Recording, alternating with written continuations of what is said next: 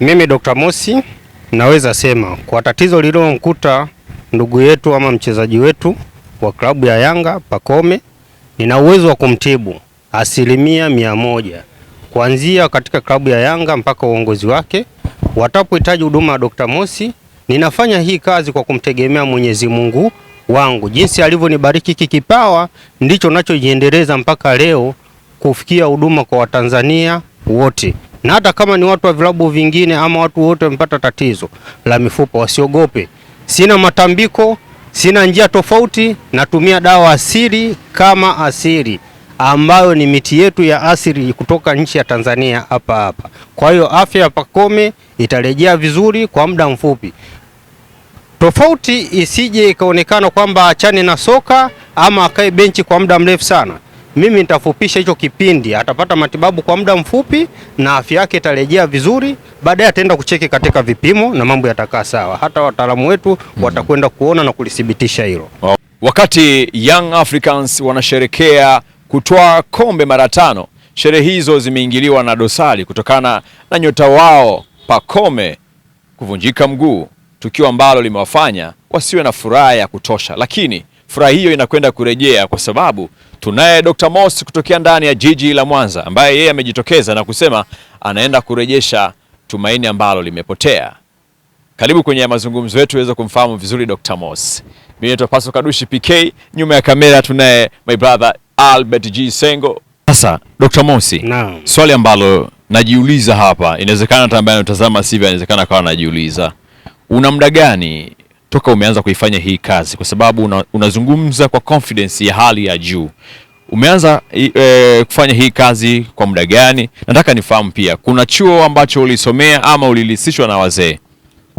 Mimi cha kwanza naweza nikasema na wengi sana ili swali wameweza kuniuliza. Hii mimi nafanya ni kalama na ni chimbuko langu ama asili yangu nyumbani.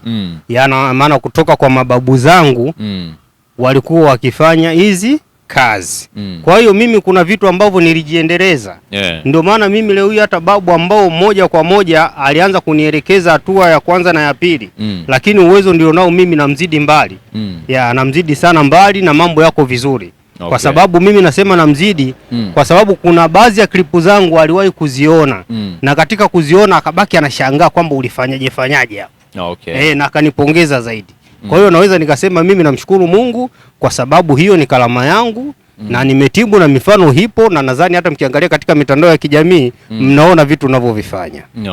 Kwa hiyo Dr. Mosi yupo na popote pale alipo mtu akinihitaji mimi huduma kwangu anapata vizuri, wala hamna shaka yote. Sawa. Kwa sababu mimi huwa namueleza mtu ambaye anakuwa mpata ajali kwamba umeisha kwenda hospitali ama una x-ray. Kwa hiyo ninapoicheki ile x-ray yake naangalia kwamba ana mivunjiko mingapi, ama amesagika, ama kuna kipande cha mfupa kimepotea, au tuseme kama labda mfupa ulitoka ama kiungo kilitoka kienda pembeni, pia Dr. Mosi ana uwezo wa kukirudisha vizuri. Kwa hiyo akimaliza taratibu zake za hospitali anaweza pia kunifuata, na baada ya kupona mimi namruhusu arudi hospitali yoyote ile akapiga x-ray pale na mambo yaweze kukaa sawa sawa. Kwa unapiga before and after. Unaletewa moja ya hospitali kwamba bana mfupa uko hivi. Alafu Dr. Mosi yeye anashughulika nayo, alafu rudi tena. Kwa kumbe inawezekana ukashirikiana na madaktari ambao mpaka sasa wanaendelea kumuguza Pacome, si ndio? Endapo watanihitaji kwamba wataponihitaji kwamba Dr. Mosi bwana anatakiwa sasa ashughulikie huyu mtu ama amshughulikie Pacome akae sawa. Mimi niko tayari kwa sababu ni moja ya kazi yangu.